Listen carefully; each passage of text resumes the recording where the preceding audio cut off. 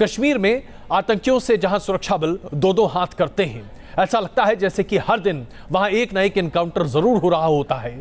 वहीं बडगाम में हमारी फौज के सेना पर, हमारे सैनिक जवानों पर हमारी ही देश की जनता पत्थरबाजी करती है।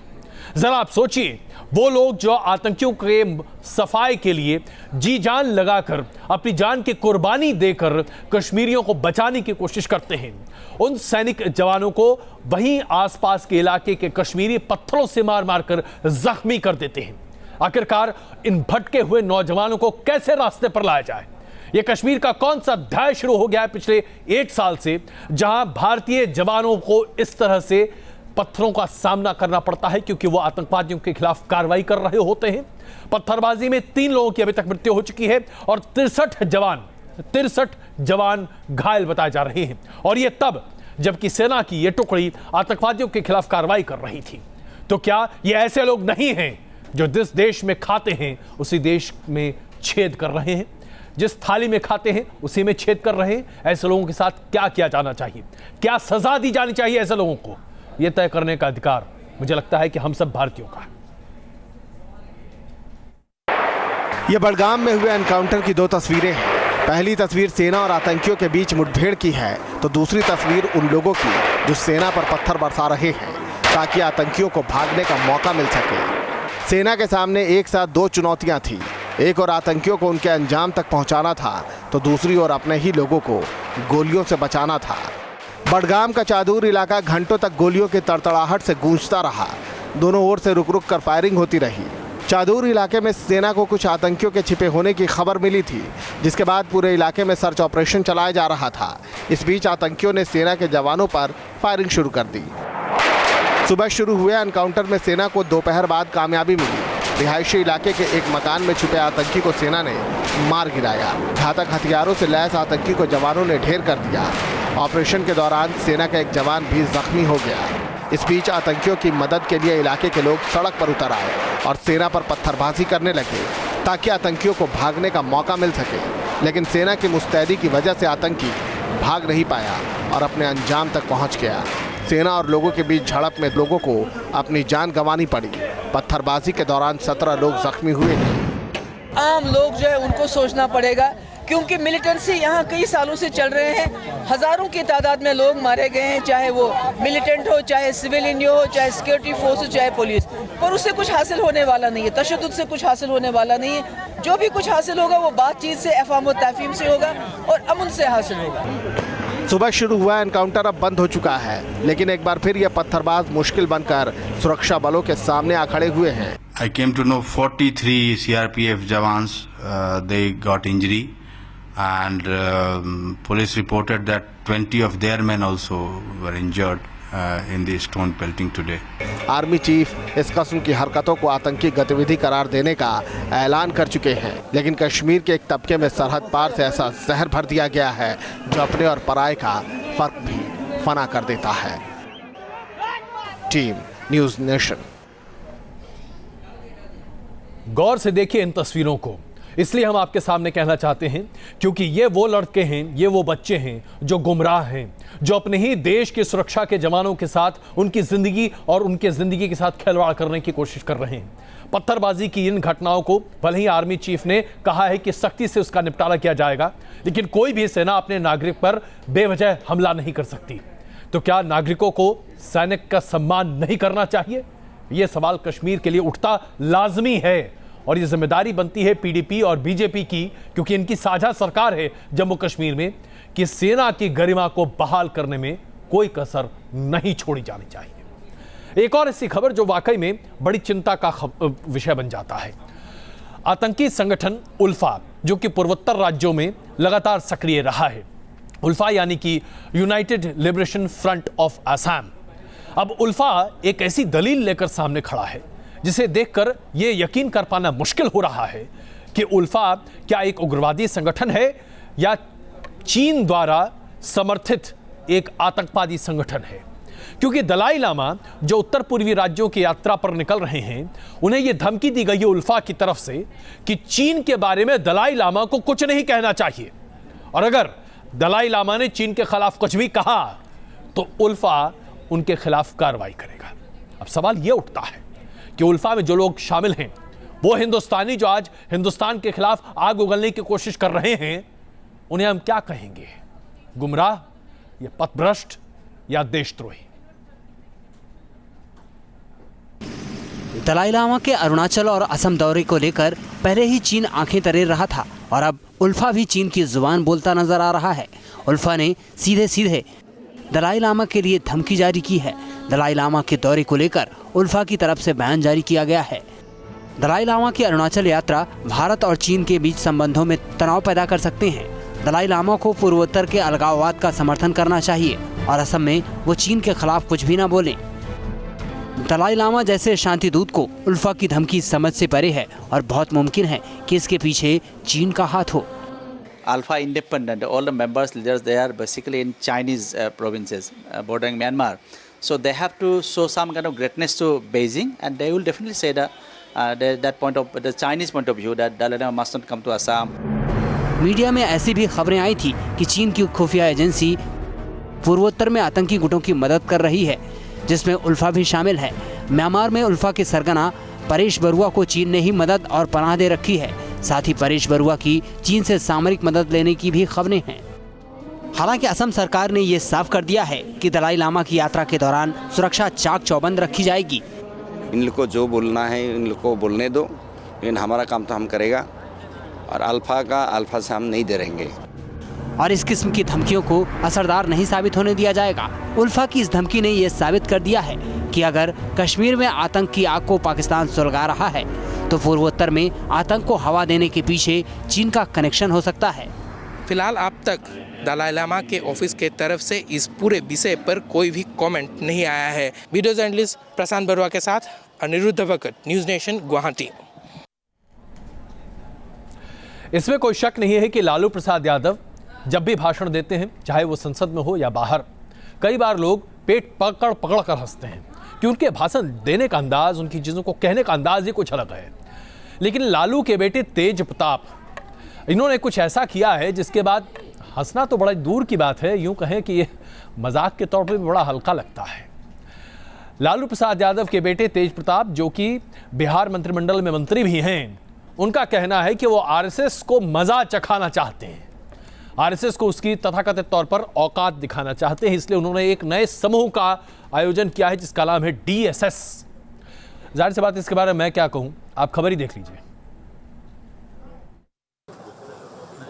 तेज प्रताप यादव नाम किसी पहचान का मोहताज नहीं। लालू यादव के बेटे और बिहार सरकार में मंत्री तेज प्रताप यादव ने कुछ अरसे पहले डीएसएस यानी धर्मनिरपेक्ष स्वयंसेवक संघ का आगाज किया था और इसे राष्ट्रीय स्वयंसेवक संघ के सामने खड़ा करने का दम भरा था। तेज प्रताप के इस दावे पर बीजेपी नेता सुशील मोदी ने चुटकी लेते हुए उन्हें एक बार संघ में शामिल होने की नसीहत दे डाली। मैंने उनको सुझाव दिया है कि आप 1 साल आरएसएस में आइए, हाफ पैंट पहनिए, ध्वजा प्रणाम कीजिए, भारत माता की जय का नारा लगाइए और देखिए कि आरएसएस क्या है। और अगर लगे कि आरएसएस ठीक नहीं है तब आप बनाइए अलग से संगठन। लेकिन मैं तेज प्रताप को निमंत्रण देना चाहूँगा, मेरे भतीजे के तुल्य है, कि वो 1 साल के लिए कम से कम आरएसएस में शामिल हो। हालांकि डीएसएस को लेकर तेज प्रताप और उनके समर्थकों का जोश बरकरार है और वो अपनी कुव्वत साबित करने का दम भर रहे हैं। पूरे आप देखिएगा देश भर में आरएसएस वाला अपना फौज लगा रहा है, हिंदू वाहिनी या कौन कौन वाहिनी, तो उसको जवाब देने के लिए हमने अपना डीएसएस का स्थापना किया है। डीएसएस में हिंदू, मुस्लिम, सिख, ईसाई सारे लोग का उसमें निचोड़ है। आरएसएस को वही मात देगा, वही पटकेगा आरएसएस। कभी घोड़े पर बैठकर पहुंचने वाले तो कभी कृष्ण अवतार रख बांसुरी बजाने वाले तेज प्रताप ने इस बार संघ को चुनौती देकर सुर्खियों में जगह हासिल की है। तू डाल डाल मैं पात पात। लालू यादव अपने राजनीतिक जीवन में हमेशा इस फॉर्मूले का इस्तेमाल विरोधियों के लिए करते रहे। अब उनके पुत्र तेज प्रताप यादव ने भी यही फॉर्मूला अपनाया है। आरएसएस का जवाब देने के लिए डीएसएस का गठन किया है। असर क्या होगा ये तो वक्त तय करेगा, मगर फिलहाल डीएसएस चर्चा के केंद्र में। विजय सत्येंद्र के साथ रजनीश सिन्हा, न्यूज नेशन, पटना। कभी कभी हमें हिंदुस्तानी होने पर बड़ी शर्म आती है। पूरी दुनिया को हम सभ्यता का सबक सिखाते हैं, लेकिन जब एक हिंदुस्तानी ही ऐसी हरकत करे जिसकी वजह से लोगों को उसे दौड़ा दौड़ा कर मारना पड़े, तो आप क्या कहेंगे? मानसिक रूप से विकृत एक छोटी सी बच्ची के साथ कोई बलात्कार करे तो आप उसे क्या कहेंगे?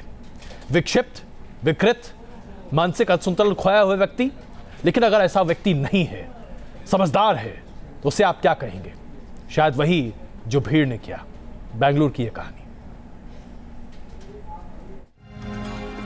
ये भीड़ का इंसाफ है। एक के बाद एक लगे कई थप्पड़।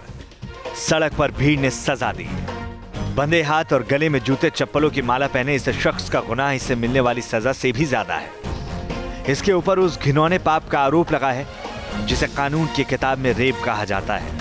इस पर मानसिक रूप से पीड़ित लड़की के साथ रेप करने का आरोप है। पूरा मामला कर्नाटक के बेलगावी का है। वारदात 27 मार्च की रात की है। पीड़ित लड़की पब्लिक टॉयलेट में गई थी। अकेलेपन का फायदा उठाकर आरोपी ने रेप की वारदात को अंजाम दिया। वारदात की खबर फैलते ही इलाके के लोगों ने आरोपी को पकड़ लिया, जिसके बाद सरेराह उसकी खूब धुनाई हुई। साथ ही उसे गांव से निकाल भी दिया गया। अब पुलिस आरोपी की तलाश में है ताकि पीड़िता को इंसाफ दिलाया जा सके। लेकिन इस वारदात ने एक बार फिर से साबित कर दिया है कि हमारे समाज के असली मानसिक रोगी वो हैं जो इस तरह की वारदात को अंजाम देते हैं। इस मामले में गांव वालों ने अभी तक आरोपी के खिलाफ पुलिस में कोई शिकायत दर्ज नहीं की है। लिहाजा अब खुद ही पुलिस आरोपी की तलाश कर रही है ताकि उसके खिलाफ कानूनी कार्रवाई की जा सके। वीडियो जर्नलिस्ट मधु के साथ यासर मुश्ताक, न्यूज़ नेशन, बेंगलुरु। और अब आपको एक ऐसी तस्वीर दिखा रहे हैं जिसे देखकर अगर रोमांचित भी आप हों तो उसके आसपास भटकने की कोशिश मत कीजिएगा। यह खबर इटली की है, जहां वॉल्केनो फटा है। इटली में एटना इलाके में वॉल्केनो के फटने के बाद 2300 मीटर की ऊंचाई से लावा नीचे गिर रहा है। वॉल्केनो की चपेट में आकर अब तक 10 लोग घायल हो चुके हैं। यूरोप का ये अब तक का सबसे बड़ा वॉल्केनिक इरप्शन है और एक बड़े विस्फोट के साथ ये वॉल्केनो से लावा निकल रहा है। ज्वालामुखी से निकला ये लावा। इटली की ये तस्वीरें अभी आप अपने स्क्रीन पर देख रहे हैं और ये तस्वीर आपको प्रदर्शित करती है कि जब लावा बाहर निकलता है तो क्या होता है। चीन की एक तस्वीर अभी आपके सामने दिखाते हैं। प्यार में नोक-झोंक अक्सर लगी रहती है और हम सब जानते हैं कि आजकल ब्रेकअप पर तो गाने भी बजने लगे हैं। लेकिन चीन के हुआई शहर में एक ऐसा मामला सामने आया है जिसमें प्रेमिका को मनाने के लिए एक लड़के ने उसके पैर पर गिरकर गिड़गिड़ाने की पूरी कोशिश की। लेकिन लड़की इतनी गुस्से में थी कि उसने अपने प्रेमी को सरेआम न सिर्फ ज़बरदस्त तरीके से पीटा बल्कि उस माफ़ी की गुहार लगाते लड़के से किसी तरीके से अपना पल्ला छुड़ाकर भाग निकली। अब भाई प्यार किया है तो झेलना तो पड़ेगा ही। और अब यह खबर बॉलीवुड की उस हीरोइन से जुड़ी है जो एक ज़माने में अपना डंका बजवाती थी, यानी कि ममता कुलकर्णी। ममता कुलकर्णी के ऊपर अब एक संगीन मामले में गैर जमानती वारंट जारी हो गया है। ममता कुलकर्णी और उनके पति विकी गोस्वामी के ऊपर 2000 करोड़ रुपए के ड्रग्स के केस में नॉन बेलेबल वारंट जारी किया गया है।